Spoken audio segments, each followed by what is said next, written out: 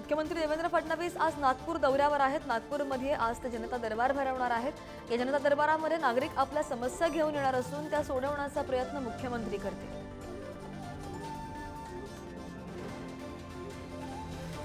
आज ठाकरेंच्या शिवसेनेची महत्त्वाची बैठक बोलावण्यात आलेली आहे आणि या बैठकीला आमदार आणि खासदार तसंच जिल्हा प्रमुख उपस्थित असतील। आगामी पालिका निवडणुकांच्या पार्श्वभूमीवर उद्धव ठाकरे मार्गदर्शन करणार आहेत। संजय राऊत यांच्या नरकातील स्वर्ग या पुस्तकाचं आज प्रकाशन होणार आहे। संध्याकाळी 6 वाजता प्रभादेवीमध्ये हा पुस्तक प्रकाशन सोहळा संपन्न होईल। या प्रकाशन सोहळ्याला शरद पवार, उद्धव ठाकरे आणि जावेद अख्तर यांची प्रमुख उपस्थिती आहे।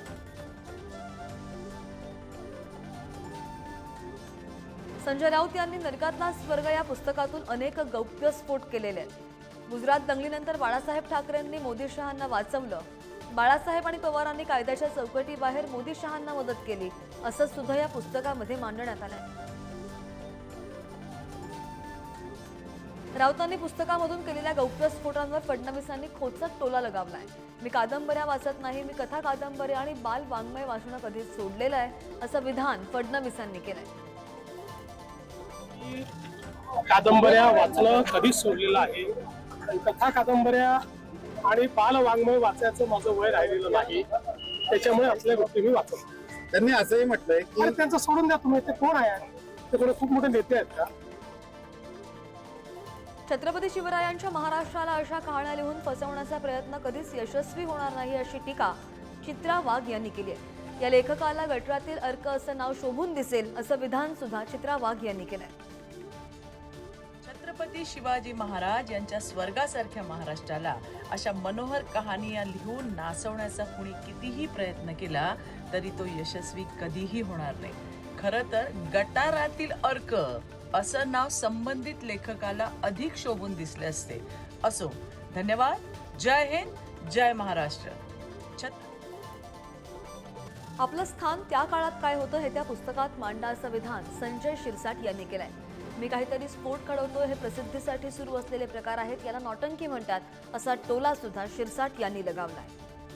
शिवसेना प्रमुख हे तडका फडकी बोलणारे नेते होते, हे यांच्यासारखे नव्हते। ते बाळासाहेबांबरोबर बसत होते, तुम्ही त्याच्यावर चुरूट पित होते, काय करत होते तुम्ही?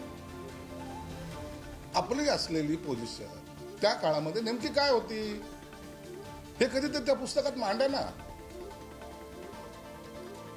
परंतु मी काहीतरी स्फोटात्मक काहीतरी बोलतोय किंवा लिहिलंय आणि हे सत्य माना, हे जे प्रकार आहेत ना, हे प्रसिद्धीसाठी असतात, हे नौटंकी आहे। उपमुख्यमंत्री अजित पवार आज पुणे दौऱ्यावर आहेत। यावेळी ते शहरामधील विविध विकास कामांची पाहणी करणार आहेत।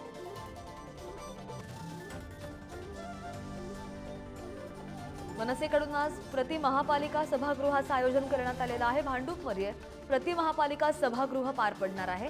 या प्रति महापालिका सभागृहासाठी नागरिक, सामाजिक कार्यकर्ते सुद्धा उपस्थित राहणार आहेत। आगामी स्थानिक स्वराज्य संस्थांच्या निवडणुका ऑक्टोबरमध्ये होतील असे संकेत मुख्यमंत्री देवेंद्र फडणवीस यांनी दिले। पालिका निवडणुकीमध्ये महायुतीमधील 3ही पक्ष एकत्रित लढणार आहेत असं सुद्धा फडणवीस यांनी सांगितलंय। शिंदेच्या शिवसेनेच्या युवा विजय महाराष्ट्र दौऱ्याला नवी मुंबईतून सुरुवात झाली आहे। स्थानिक स्वराज्य संस्थांच्या निवडणुकांच्या पार्श्वभूमीवर वाशीमधील विष्णुदास भावे नाट्यगृहात युवासेनेचा मेळावा पार पडला आणि यावेळी खासदार डॉक्टर श्रीकांत शिंदे, खासदार नरेश म्हस्के, नवी मुंबईतील युवा सेनेच्या पदाधिकाऱ्यांसह कार्यकर्ते सुद्धा उपस्थित होते। पुण्यामध्ये शिंदेच्या शिवसेनेमध्ये इन्कमिंग सुरूच आहे। कात्रज विकास आघाडी तालुका हवेली येथील उपसरपंच, सरपंच आणि सदस्यांसह 50हून अधिक कार्यकर्त्यांनी उपमुख्यमंत्री शिंदेच्या उपस्थितीमध्ये पक्षामध्ये प्रवेश केला। पुण्यामधील वन विभागाच्या जमीन प्रकरणी सर्वोच्च न्यायालयाने नारायण राणे यांना दोषी ठरवलंय आणि त्यामुळे नारायण राणे यांनी नैतिकता असेल तर खासदारकीचा राजीनामा दिला पाहिजे अशी मागणी वैभव नाईक यांनी केली आहे। सर्वोच्च न्यायालयाने 30 वर्षापूर्वी नारायण राणे महसूल मंत्री असताना जो निर्णय घेतला होता त्या निर्णयावर 30 वर्ष कायदेशीर कारवाई सुरू होती आणि सर्वोच्च न्यायालयाने काल ही जमीन वन विभागाला परत करण्याचे आदेश दिलेले आहेत। त्याचबरोबर याआधी जी कमिटी झाली त्या कमिटीने नारायण राणे यांना दोषी ठरवलं होतं। आता खरं तर सर्वोच्च न्यायालयाने दोषी निर्णय विरोधात दिल्यानंतर नारायण यांनी खासदारकीचा राजीनामा नैतिकता असेल तर दिला पाहिजे. गडचिरोलीमध्ये पालकमंत्री असताना सहपालकमंत्री कशाला हवेत असा सवाल खासदार नामदेव किरसांग यांनी मांडलाय. सहपालकमंत्री यांची कामं काय हे सुद्धा माहीत नाही. पालकमंत्री शेतकऱ्यांच्या प्रश्नांसाठी फिरकत नाहीत असा आरोप सुद्धा फडणवीसांवर केलाय. नाशिकमध्ये मंत्री दादा भुसे यांनी खरीप नियोजन आढावा बैठक घेतली. बियाणं आणि खतांचा कुठेही तुटवडा होणार नाही याची दक्षता घ्यावी, यासह कृषी योजना तळागाळात पोहोचावी या संदर्भात नियोजन करण्याचे आदेश सुद्धा दादा भुसे यांनी दिले.